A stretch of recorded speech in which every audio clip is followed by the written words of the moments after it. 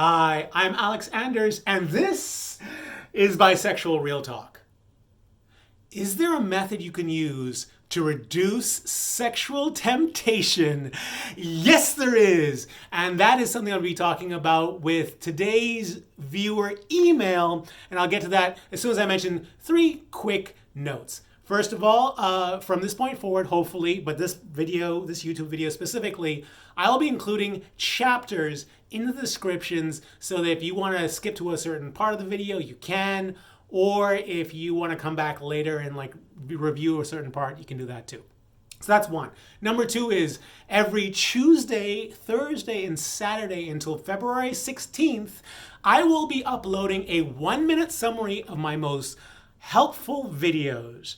So if you haven't seen it, this is a great way to check out to see whether or not this video will be interesting to you. Or if you've seen the video and you forgot what the good points are, it's all condensed down to 1 minute, but it's only 1 minute. So if you want to know the full impact, you have to watch the full video. What else can I do? And then thirdly, if you have any questions you'd like me to answer, then please feel free to email me in the email in the description below.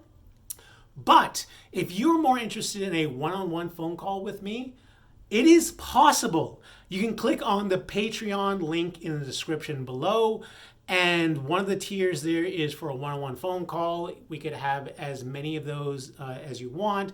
It's just a matter of checking it out on Patreon and doing it there. We can talk about any bisexual topic and any aspect of your life that you're interested in. But that is for later. Right now, let's get this email. And as you listen to this email, the first question is going to be that this person has is, how common is this for bisexuals? So as you listen to this, make note of whether or not this is common for you or not, and I'd love to hear whether or not it is in the comments section below. Here's the email. Hello. Hello! I've been struggling with my sexuality since I can remember.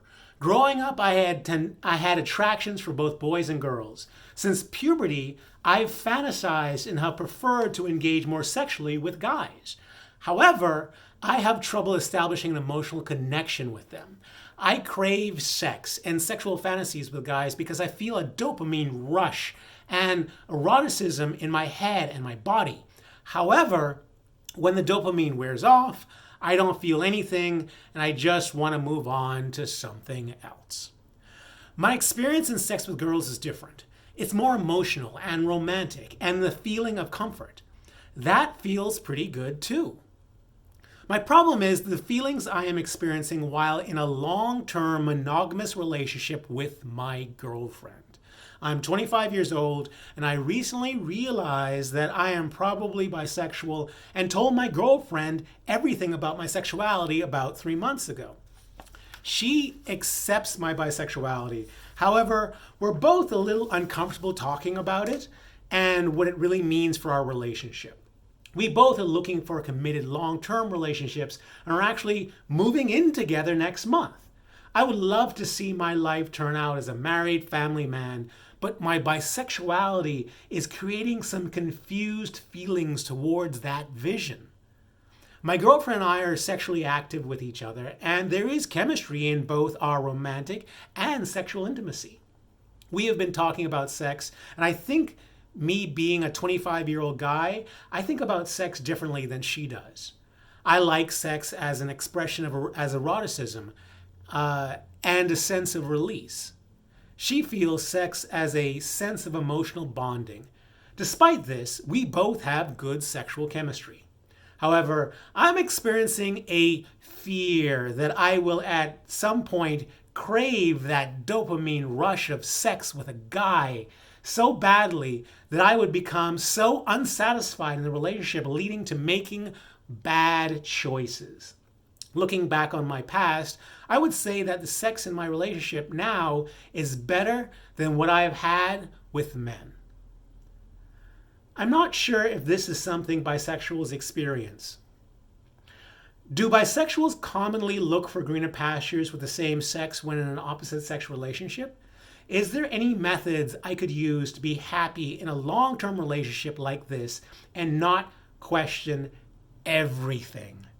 Any advice you would be helpful. Thanks. Well, our We'll see whether or not this is a common thing by how many people respond in the comment section about whether they've experienced it as well. But I will tell you from my experience that that is extremely common in this head. And I know I've talked to other people and they've, experienced that as well. But let's see what everyone else who watches the video says. Do bisexuals commonly look for greener pastures with the same sex when in an opposite sex relationship? You know what? I'm on this point specifically, I'm going to say absolutely. Why? Because it would be no different if for a heterosexual or a homosexual. People are in relationships, and then when they first get in relationships, there's that strong dopamine rush from the newness of it all. And eventually, no matter how great the relationship is, that lowers. And now if you really had that, like a really strong sense of, everything, dopamine, then you're going to want to experience that again in some other way. And whether or not you're heterosexual, or if you're heterosexual, that might be in looking at other people of a different gender. Or if you're homosexual, it could be looking at people of the same gender. But because you're bisexual, in that case, you go after the thing that will spike the most dopamine in you. With you, you said that men currently spike the most dopamine in you. So yeah, you can expect at some point in your relationship when things kind of die down a little bit, that you will start thinking about being with the other gender again. Simply because it is the thing that spikes the most dopamine in you, and simply because it would be the newest and most unique experience that you could have in your particular situation. So yeah, you could pretty much expect that. Sorry. But the question is there any methods I can use to be happy in a long-term relationship like this and not question everything? Actually, yes, there is. And I'd like to tell you a little story about something called the Stanford Marshmallow experiment. What is that? Well, back in 1972, some folks at Stanford decided to do a follow-up study to something else, where they took children between the ages of 3.5 and 5.5. They put them in a room and they put a plate with a marshmallow on it in front of them. And then the researchers proceeded to see which kids gave in to temptation. Oh, I'm sorry, I forgot to add that. They put them on a marshmallow on a table and said, okay, if you can resist eating this marshmallow, when I come back, I'm going to give you 2 marshmallows that you can enjoy. So the deal was, if they could just sit in that room and stare at that marshmallow for a certain period of time, by the time the researchers came back, if they resisted temptation, they'd get 2. And then the researchers watched what happened. Some kids gave into temptation, some kids did not. Now, they then proceeded to follow these kids over a time period. And for decades, it seemed that the kids who were able to resist the marshmallows did better in school, had better grades, made more money over time, and the kids that could not resist the marshmallow made less money and had worse grades and everything else, which is depressing, because what that says is that by age 4, the rest of your life is already determined. How much you succeed is determined by age 5. So what they thought was that that temptation and your ability to resist temptation is what dictates your life, and it's all happened by that age. But within the last decade, the researchers decided to go back and take a look at another aspect of the study. They said, okay, so since it's so super depressing that so many things can be determined by such a young age, let's take a look to see whether there's any commonalities. It's something we can draw from this experiment. So they looked back at the research, it was all filmed, and they noticed something. They noticed that the kids who resist temptation didn't just white knuckle it out. They weren't just staring at it going, just a little longer, man. If I could just hold out a little longer. No, they engaged in techniques that allowed them to better resist temptation. What did they do? Well, some of the kids turned around. so they weren't staring at it in their face the entire time. Other kids sang a little song instead of just completely focusing on the marshmallow. Other kids made up little games and played those little games with themselves until the researchers came back.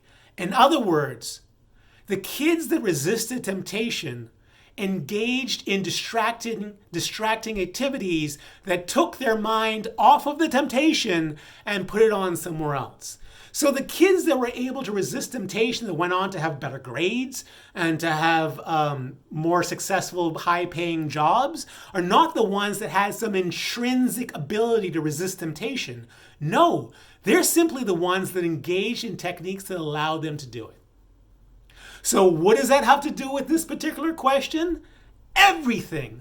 That means that that everyone's going to be tempted. If you're in a relationship, you're going to be tempted at some point to be unfaithful, to do something that you shouldn't be doing, to make bad choices.